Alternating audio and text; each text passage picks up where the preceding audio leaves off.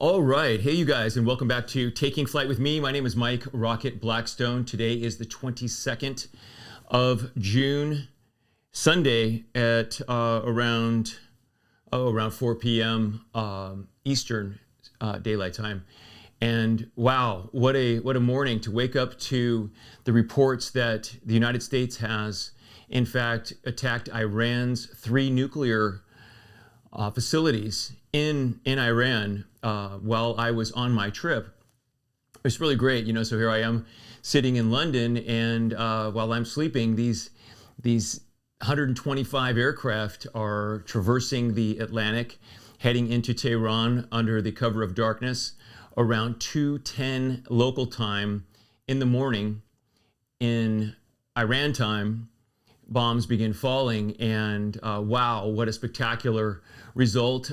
First and foremost, I'd like to thank all of the servicemen and women in the United States military, especially Air Force and Navy, who were directly involved in this mission. Must have been hundreds of people involved in this, a very top secret attack, which I'll get into here in just a minute, of what they actually did if you haven't seen it already. This morning, General Dan Kane gave a really great debrief on where they're at and what had happened so far. We don't know what the battle damage assessment is, the BDA, of what actually the full extent of the damage is, but we are pretty solid and convinced that the damage was very, very significant to those 3 particular sites that enrich uranium, giving Iran a very dangerous ability to have nuclear weapons. Now, not to be political here at all, I'm just relieved that the mission went well, and hopefully it will actually relieve a lot of the tension in the Middle East to stop Iran from being a threat to the rest of the Middle East and to the rest of the world, quite frankly. And I believe this was a wonderful, wonderful example of a precise attack on deadly targets without injuring anyone else and getting all of our troops home, and especially our airmen. So this is actually a huge example of what flying is all about: to plan a mission, to travel around the world, and to execute your mission and return home. This thing took some 36 hours of flight time. I'm imagining it was very close to 40 hours, 18 hours over and more than 18 coming back, maybe 21 or so coming back.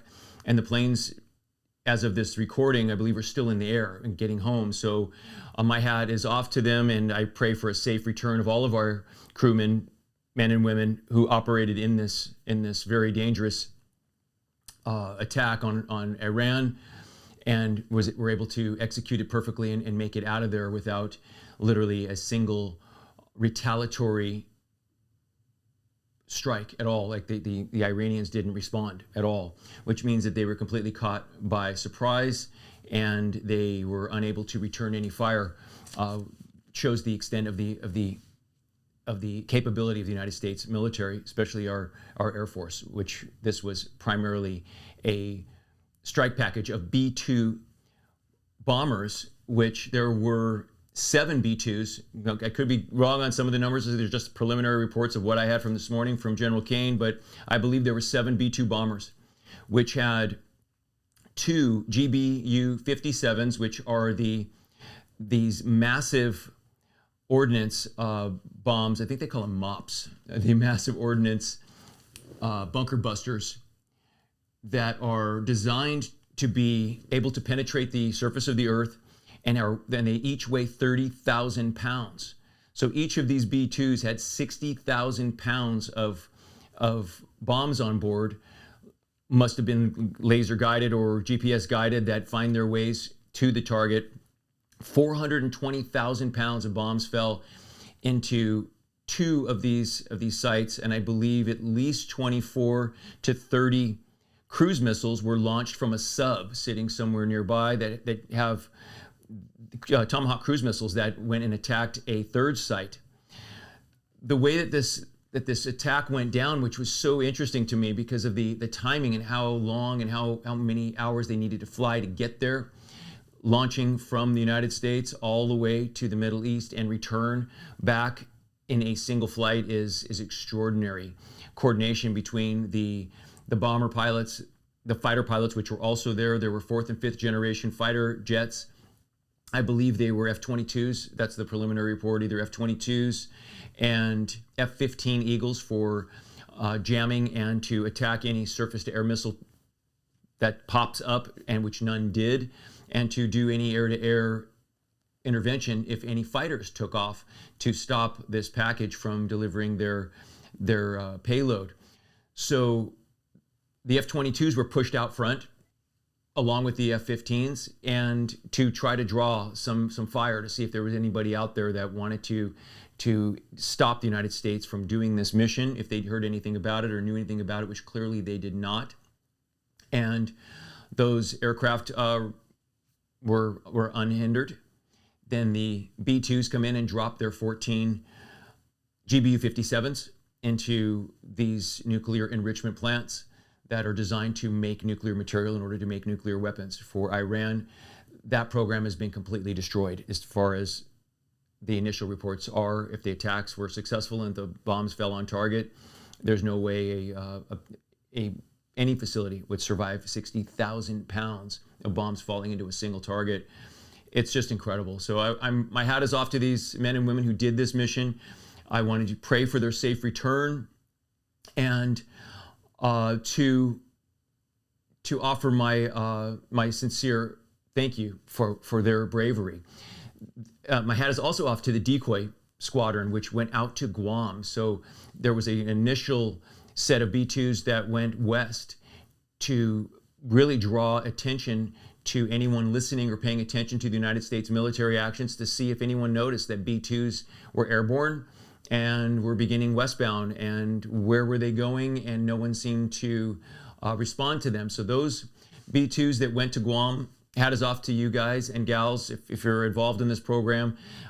They are the most brave of all. They went out straight ahead into test and see if anyone was listening. They would have been the first targets to have been engaged, and they would have been the first ones to experience any sort of fire. So the B-2s that went to the Decoy Guam location, congratulations on a successful mission. And for those of you who went to Iran, thank you very much for your service and for risking your lives for the safety of the world. And I'm sure Israel is very grateful this morning, and I'm sure there was a coordination between Israel and the United States on this as they cleared the way of air defenses for this package as well, wiping out as much of the surface-to-air missile threat and the air defenses of Iran, which clearly was very damaged and must have been inoperable as the American fighters and bombers went overhead with no evidence of any sort of retaliation or any sort of cover fire at all. So thank you all for what you do there. I'd like to read a Bible verse today to you who served in this mission, and to pray for your return, which since it's Sunday, I found some Bible verses that I think would be appropriate for those who are airborne now and for those who are returning. And it is Psalm 91, verses 1 and 2. Whoever dwells in the shelter of the Most High will rest in the shadow of the Almighty. I will say of the Lord, He is my refuge and my fortress, my God in whom I trust. For He will command His angels concerning you to guard you in all your ways. So I pray for your safe return, and I look forward to hearing more about the outcome of this mission from the battle damage assessment, and hopefully we can bring peace to the Middle East with the bravery of the United States military. So thanks for watching. I look forward to seeing you in the next episode. Be safe out there and keep on flying.